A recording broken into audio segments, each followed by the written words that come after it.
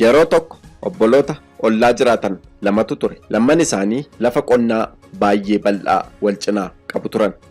Guyyaa tokko obboloonni kun akka tasaa wal lolan. Waggoota hedduuf yeroo waliin jiraatan keessatti tasuma wal lolanii hin beekan.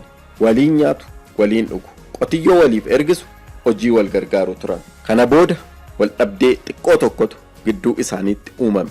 Wal dhabdee isaanii yeroodhaan osoo hin hiikatiin turanii gara lola cimaatti jijjiiramaa dhufe. Amma walitti deebii gadhee deebisanitti dabalees amma wal reebuu fi wal madeessuu ga'an sana booda ijaan wal argaa lagatan.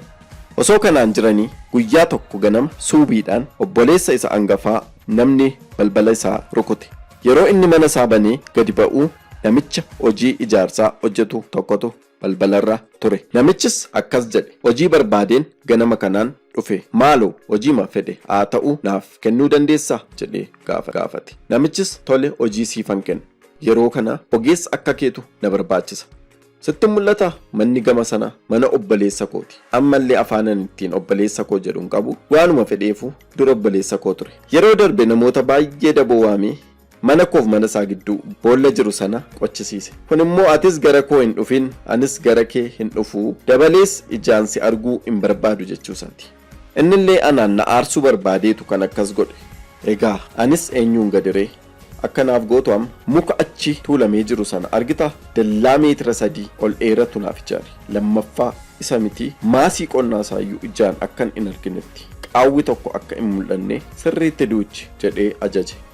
Ogeessichis tole dhimmichi sirriitti naaf galeera. Eegaluu kooti amma hojii baay'ee si boonsuun siif hojjedha jedhee gara hojii isaa deeme. Ogeessi sunis guyyaa guutuu mukicha safaraa muraa oolee gara sa'a 12tti hojii isaa xumure.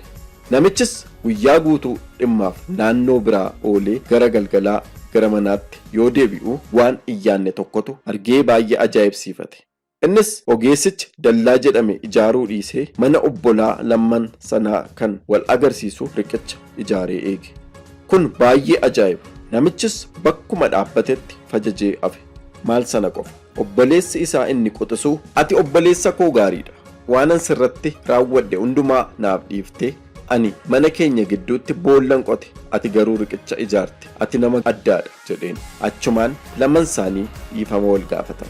Takka jedhanii ogeessa sana yoo ilaalan meeshaa isaa sassaabbatee deemuuf jedha.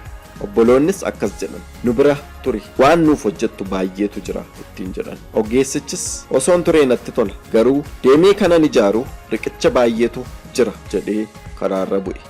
Nutis guyyaa guyyaatti carraa ittiin riqicha ijaarru hedduutu nu mudata. Gariin keenya riqicha jibbaa fi addaan ba'uu, kaan immoo riqicha jaalalaa ijaarra. Egaa tokko filachuun dirqama. Kanaaf filannoon keessan riqicha jaalalaa akka ta'u hin shakkinu. Galatoomaa.